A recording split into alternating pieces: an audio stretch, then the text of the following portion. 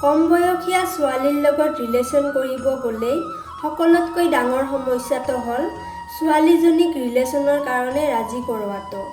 Propose কৰিলে চাব কোনোবাই ক'ব মই এতিয়া ৰিলেশ্যনৰ মাজত নাহোঁ। আকৌ চাব কিছুমানে ক'ব মই ৰিলেশ্যন নকৰোঁ। আৰু চাব কোনোবাই ক'ব মই এইবোৰৰ মাজত নাই, মা দেউতাই জানিলে মই শেষ। এতিয়া তাইৰ এই ভয়টো কেনেকৈ ভাঙিব?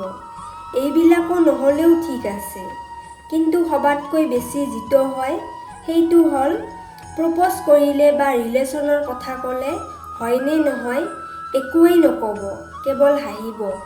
আপুনি য়েছ নে ন' শুনাৰ কাৰণে যিমানেই চেষ্টা নকৰে কিয় নহয়।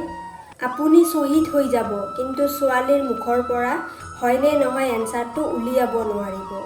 আপোনাৰ এই সমস্যাটো দূৰ কৰিবলৈ আজিৰ এই ভিডিঅ'টো। তেতিয়াহ'লে আহক বেছি দেৰি নকৰি ভিডিঅ'টো আৰম্ভ কৰোঁ। নাম্বাৰ 1, প্ৰপ'জ কৰাৰ আগত যিমান পাৰে লুকা-ভাকু খেলি লওক। ক্লাছ 9-10 নপঢ়াকৈ HS পৰীক্ষাত পাছ কৰাটো যিমান কঠিন, ঠিক তেনেকৈ লুকা-ভাকু নেখেলি কম বয়সীয়া ছোৱালীক প্ৰপ'জ কৰি ৰাজি কৰোৱাটো সিমানেই কঠিন। ইয়াতে লুকা-ভাকু খেলা ক'ব গ'লে ছোৱালীজনীক দেখিলে তাইৰ ফালে বাৰ বাৰ চাব চেষ্টা কৰিব। সুযোগ পালে তাইৰ ফালে চাই এটা মিচিকি হাঁহি মাৰি দিব।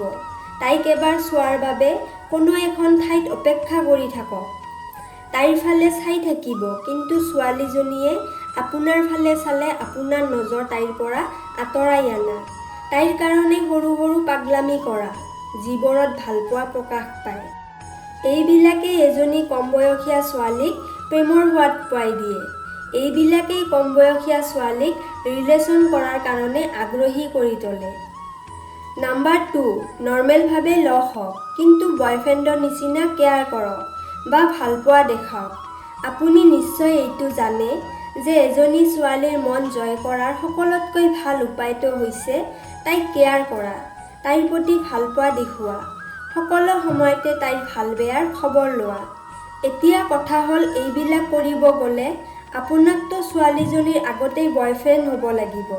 তেতিয়াহ'লেইতো তাইৰ কেয়াৰ কৰাৰ সুযোগ পাব, তাইৰ প্ৰতি ভালপোৱা দেখুওৱাৰ সুযোগ পাব। কিন্তু কম বয়সীয়া ছোৱালীৰ ক্ষেত্ৰত সমস্যা ইয়াতেই, সিহঁতে আপোনাক বয়ফ্ৰেণ্ড হোৱাৰ সুযোগটোৱেই নিদিব, আপোনাৰ লগত ৰিলেশ্যনত আহিবই নিবিচাৰিব। তেনেহ'লে কেনেকৈ কি কৰিব?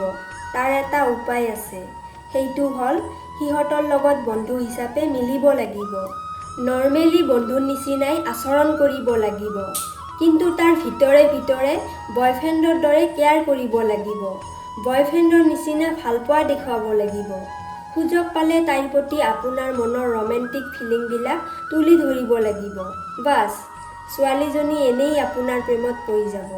ছোৱালীজনী নিজৰ অজানিতেই আপোনাৰ লগত ৰিলেশ্যনত জড়িত হৈ পৰিব। নাম্বাৰ 3, প্ৰথমতে ৰিলেশ্যনৰ প্ৰস্তাৱ নিদিব, ভয় খাই যাব। এজনী কম বয়সীয়া ছোৱালীক ডাইৰেক্ট ৰিলেশ্যন কৰাৰ প্ৰস্তাৱ দিয়া এটা বহুত ডাঙৰ পূৰ্বগামী হ'ব। কাৰণ কম বয়সীয়া ছোৱালীৰ মনত ৰিলেশ্যন কৰাক লৈ নানা ধৰণৰ ভয় লুকাই থাকে। যেনে মা দেউতাই জানিলে কি হ'ব, বা ৰিলেশ্যন কৰিলে কি না কি হ'ব, বা ৰিলেশ্যন কৰিলে বয়ফ্ৰেণ্ডৰ লগত পুৰা দিনটোৱেই মোবাইলত কথা পাতিব লাগিব, তাৰ উপৰিও তাৰ লগত ডেটিং কৰিব লাগিব, তাৰ লগত মাজে মাজে দেখাও কৰিব লাগিব। না বাবা, মই এইবোৰৰ মাজত নাই। সেইকাৰণে যেতিয়াই আপুনি ডাইৰেক্ট ৰিলেশ্যনৰ প্ৰস্তাৱ দিব, তেতিয়া 99% সম্ভাৱনা থাকিব ছোৱালীজনী ঘবৰাই যাব, কোনো পধ্যেই ৰিলেশ্যনত যোৱাৰ বাবে ৰাজি নহ'ব। কিন্তু আপুনি যেতিয়া তাইক ৰিলেশ্যনৰ প্ৰস্তাৱ নিদি তাইৰ লগত নিয়মিতভাৱে কথা পাতিব, তাৰ লগত বহুত সময় কটাব, তাইৰ লগত বহুত ইয়াৰ্কি ঠাট্টা কৰিব, তাইৰ লগত সৰু সুৰা দুষ্টামি কৰিব, তেতিয়া তাইৰ আৰু আপোনাৰ মাজত অট'মেটিকেলি এটা সম্পৰ্ক গঢ় লৈ উঠিব, আৰু সেই সম্পৰ্কটোৱে লাহে লাহে ৰিলেশ্যনৰ ৰূপ ল'ব।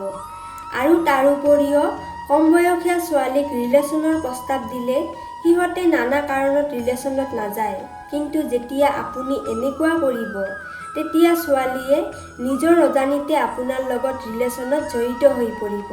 সেইটো তাই নিজেই ধৰিব নোৱাৰিব। ফ্ৰেণ্ডছ, হয়তো আপোনালোকে ভিডিঅ'টো ভালদৰে বুজি পালে। যদি আপোনালোকৰ কিবা প্ৰশ্ন থাকে তেন্তে আপুনি কমেণ্ট কৰি জনাই দিব। তেতিয়াহ'লে আজি আপোনালোকৰ পৰা বিদায় লৈছোঁ। কাইলৈ পুনৰ লগ পাম এটা নতুন ভিডিঅ'ৰ সৈতে। ধন্যবাদ।